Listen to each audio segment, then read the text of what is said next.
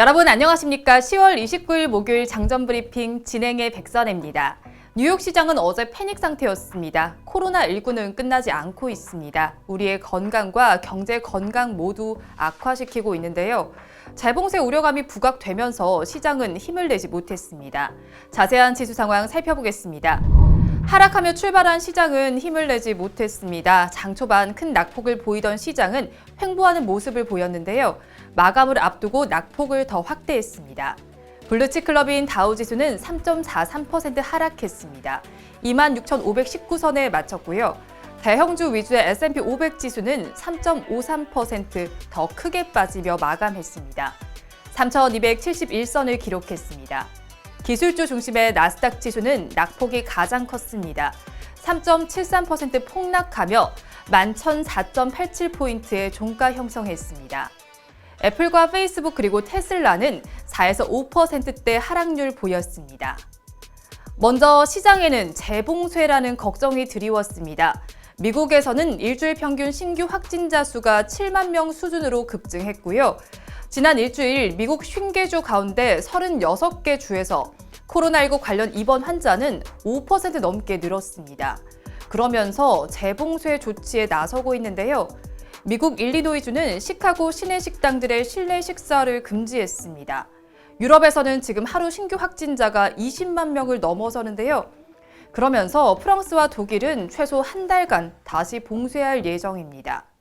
메르켈 총리는 공공건강의 긴급 상황을 막기 위해서 조치가 필요하다고 말했습니다. 대선과 부양책 관련 불확실성도 여전합니다. 최근 여론조사에서 경합주를 중심으로 두 후보 사이의 지지율 격차가 좁혀지고 있는데요. 불분명한 대선 결과가 나올 가능성이 높아지고 있습니다. 이렇게 된다면 오히려 시장에는 더욱 악재로 작용할 텐데요. 한 후보가 확실하게 승리하는 것이 더 좋습니다. 거기에 부양책 합의도 대선 전에는 어려울 것으로 보이는데요. 코로나19 사태가 급속도로 악화되면서 경제 타격 우려가 높아지고 있습니다. 공포지수도 최고치를 기록했습니다. 공포지수 VIX는 시장의 심리를 반영하는데요. 시카고 옵션 거래소에서 VIX는 지난 거래일보다 20.78% 폭등한 40.28을 기록했습니다. 6월 중순 이후 최고치를 기록한 겁니다. 8월 초 이후부터 평균 26.3 수준에서 움직였던 VIX는 이번 주 들어서 고점을 계속 높이고 있습니다. 폭락장 속에서 급등한 종목이 있었습니다. 실적이 대폭 개선된 것으로 나타났는데요. 퍼스트솔라는 세계 최대 태양광 패널 제조업체입니다. 바이든의 수혜주로 꼽히고 있는데요. 애널리스트들의 호평이 나오면서 목표 주가와 투자 등급 상향도 이어졌습니다.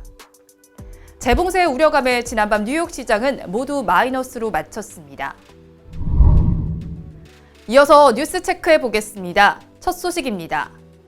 미국 대형 항공기 제작사 보잉이 4분기 연속 적자를 기록했습니다.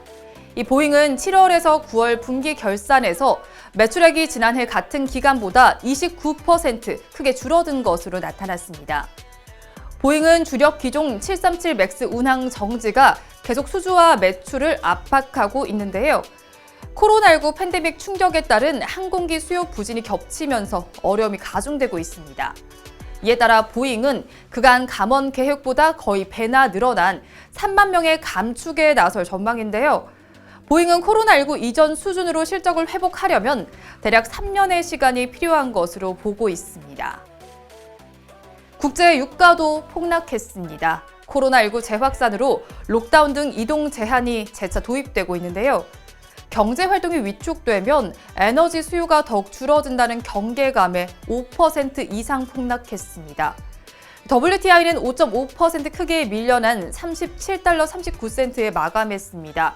10월 2일 이후로 저가권으로 주저앉았습니다.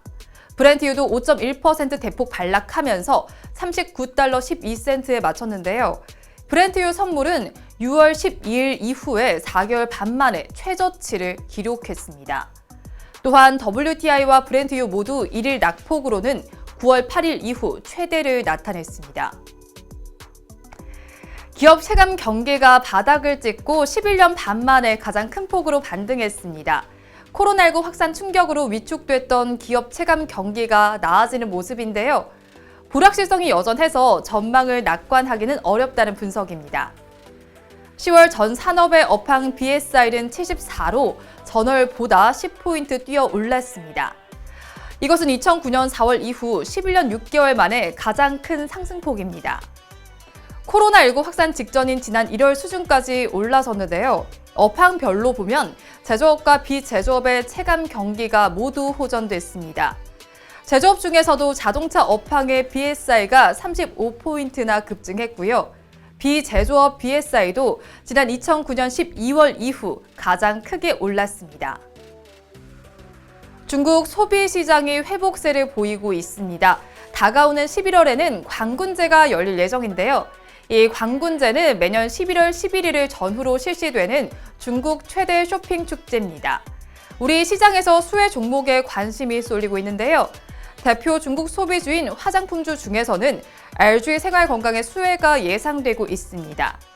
LG 생활건강은 이미 광군제 예약 판매에서 눈에 띄는 성과를 냈습니다. 또 의류주인 FLF와 면세점주인 호텔신라에도 관심이 쏠리고 있습니다. 다음으로 환율 보겠습니다. 달러 인덱스는 재봉쇄 우려감의 강세를 보였습니다. 0.56% 상승한 93달러 45센트에 마쳤습니다. 어제 서울 외환 시장에서 원달러 환율은 5원 10전 오른 1130원 60전에 마감했습니다. 요즘 원화는 위안화와 연동 강도를 높이고 있는데요.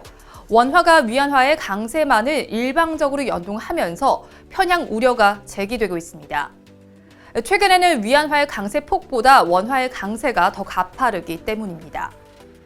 NDF 역외 환율이 1135원대로 마친 것을 감안하면 오늘 원달러 환율은 4원 정도 상승 출발이 예상됩니다. 끝으로 오늘 이슈앤 테마입니다. 금융감독원은 라인펀드 판매 증권사들에 대한 제재심의위원회를 개최합니다. 이 자리에서 징계 수위를 결정할 예정인데요. 업계에서는 CEO들에 대한 제재 수위가 얼마나 될 것인지에 집중하고 있습니다. 이 사태 당시의 판매사는 신한금융투자와 KB증권 그리고 대신증권 등입니다.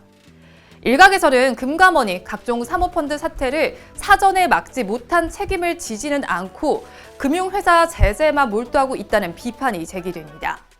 관련해서 신한지주와 KB금융, 대신증권의 주가 눈여겨보시기 바랍니다. 오늘 2차 전지 관련 소식이 두 가지 있습니다. 현대차와 현대글로비스 그리고 LG화학 3개 업체는 전기차 배터리 리스 사업을 위한 MOU를 체결합니다.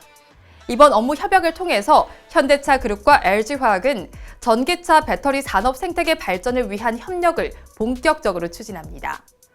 또 삼성 SDI와 에코프로비엠은 합작사를 착공합니다. 합작사 이름은 에코프로 EM인데요. 삼성 SDI 납품하는 양극재를 만들 예정입니다.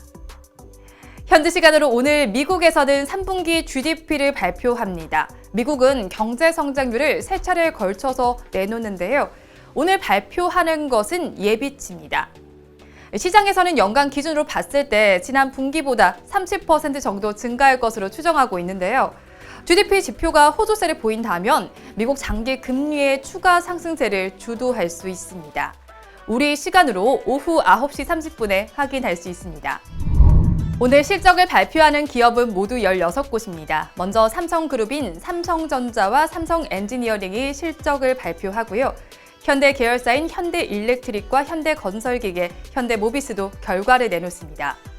두산그룹주인 두산밥켓과 두산인프라코어의 실적도 볼 수 있고요. 대림산업과 대우건설, 지누스, 이노전, 대림건설, LS일렉트릭, DGB금융지주, BNK금융지주, 그리고 네이버까지 확인할 수 있습니다. 또 미국에서도 알파벳과 애플이 실적을 발표합니다. 오늘 종목별로 꼼꼼하게 살펴보시면 좋겠습니다. 또 정오에는 9월 무역지수와 교역 조건이 발표되니까요. 함께 참고하시기 바랍니다. 오늘도 좋은 하루 되시길 바라며 방송 마무리할게요. 함께해 주신 여러분 고맙습니다.